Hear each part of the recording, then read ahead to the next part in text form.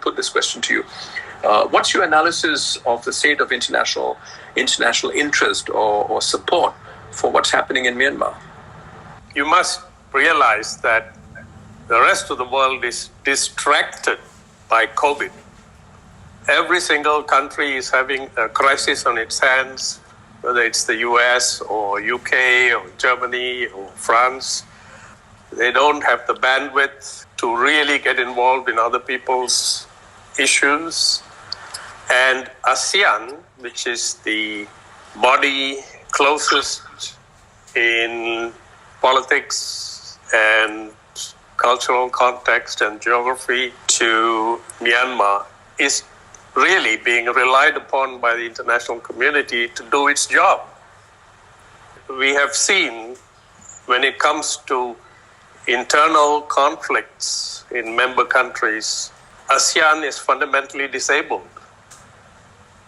It has this belief that they shouldn't interfere in other people's internal affairs because every one of them has got horrible, shameful situations in their own countries. So they would rather not agree to a principle of external involvement. So relying upon ASEAN is, shall we say, a waste of time.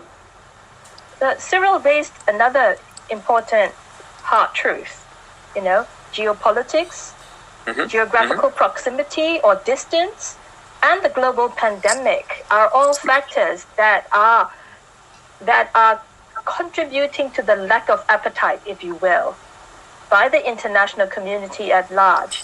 The other hard truth or inconvenient truth also is that everybody is pinning their focus and attention on ASEAN, the Association of Southeast Asian Nations, as the more or less default platform or body through which any sort of response, process, or coordination could happen.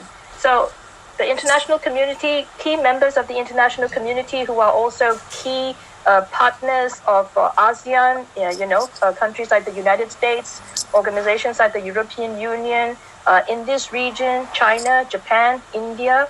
I think all of these interlocutors are also looking at how ASEAN as a body starts the process going in Myanmar towards intention towards a political statement, and then try to see how they work with or through the ASEAN coordinating platform, so to speak.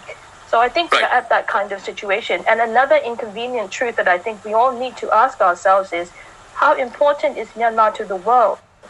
Yes. And I think that's the crux of what's happening right now, because, as Cyril pointed out, everybody is looking domestic.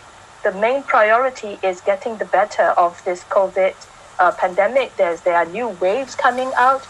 And so when you start triaging, right, when you start prioritizing, then the priority that Myanmar holds in people's different policy agendas is going to be very different across the world. Right. But of course, in this region, I think Myanmar is more prominent and more visible. Right. So, I couldn't help noticing that difference in interest in the major powers like the USA between what's happening in East Jerusalem and what's happening in Myanmar. Because there's greater strategic significance in the former compared to the latter.